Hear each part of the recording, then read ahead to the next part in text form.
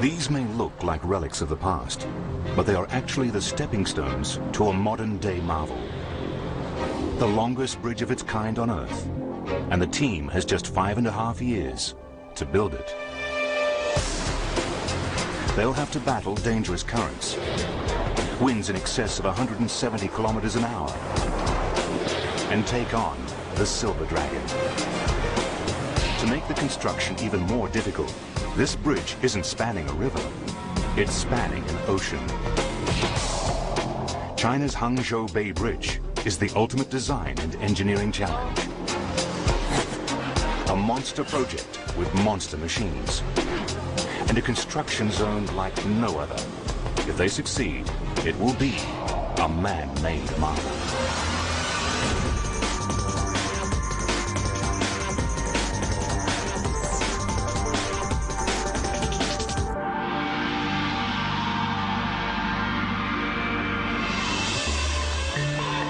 The dream, to bring two of China's busiest cities closer together. The two cities sit on either side of the Hangzhou Bay, a giant gulf in the East China Sea.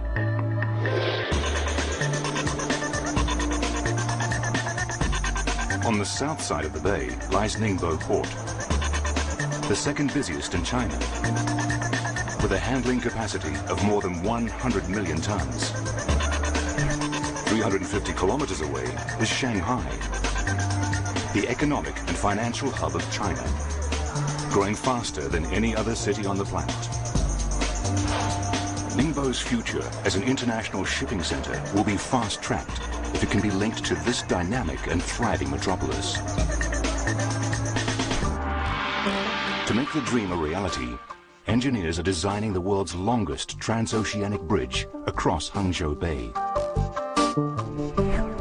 The 6-lane bridge will cut the distance between Ningbo and Shanghai by more than 120 kilometers. But between these two mighty urban centers lies a vast stretch of ocean that until now has been beyond the reach of bridge builders.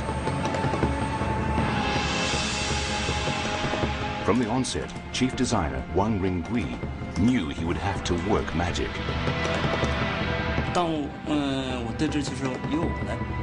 When I was first put in charge of the design and planning of the bridge, I was very, very excited. However, when I got here, the natural environment proved to be much worse than I imagined. Dr. Robin Shan and Naeem Hussein are world leaders in bridge construction. With 60 years' experience between them, they know all too well the natural obstacles facing the bridge builders. This area is one of the most hostile environmental area in terms of bridge building. The decision to build sea crossing of this nature demonstrates man's desire to harness the forces of nature for the benefit of mankind.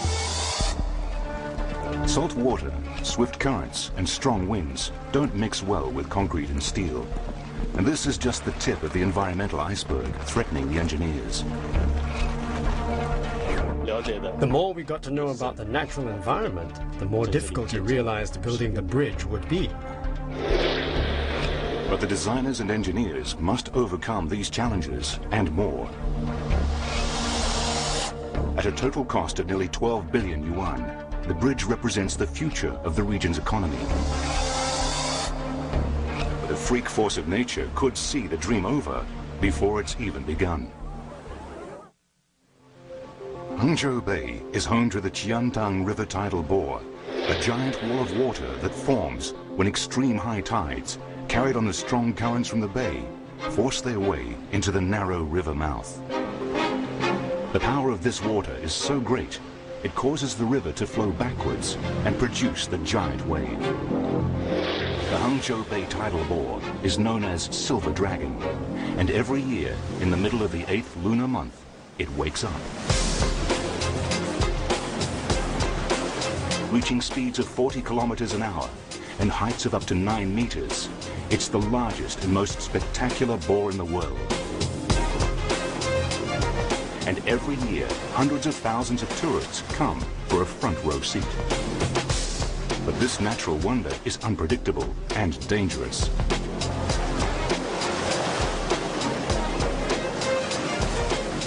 To date, the mighty dragon has claimed the lives of at least 100 people. And this remarkable phenomenon could claim the bridge before it's even started. In a bizarre twist, it's not a case of if the bridge can survive the dragon, but can the dragon survive the bridge?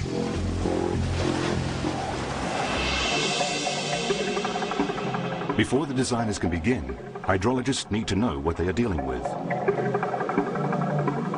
The bridge could alter the flow of water through the bay, destroying the Silver Dragon and a multi-million-dollar tourist attraction.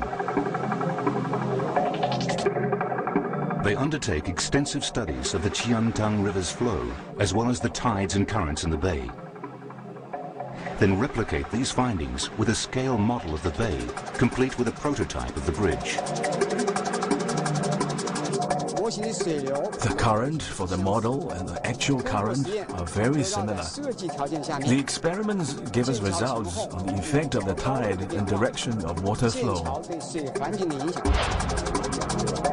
From these experiments, Jiang works out exactly where the foundations must go to minimize the bridge's effect on the currents. The result is a bridge in harmony with the currents.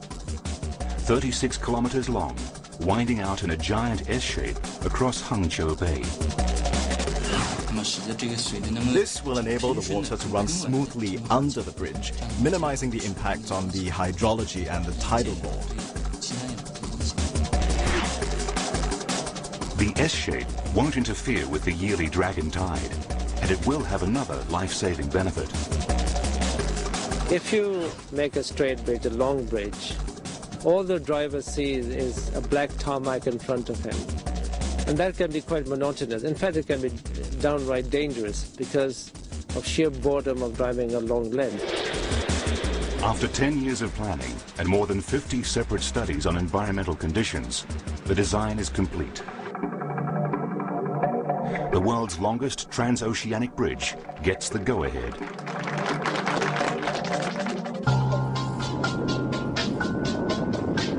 But the project gets off to an explosive start. Beneath the surface of the ocean floor, right in the path of the bridge, is a dangerous deposit of gas. Just as deadly as the dragon's breath, the gas could stop the project in its tracks.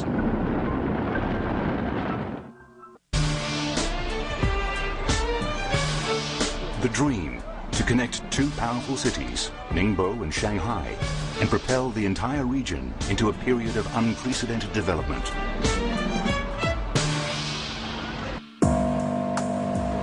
But constructing a 36-kilometer-long bridge across this turbulent sea won't be easy.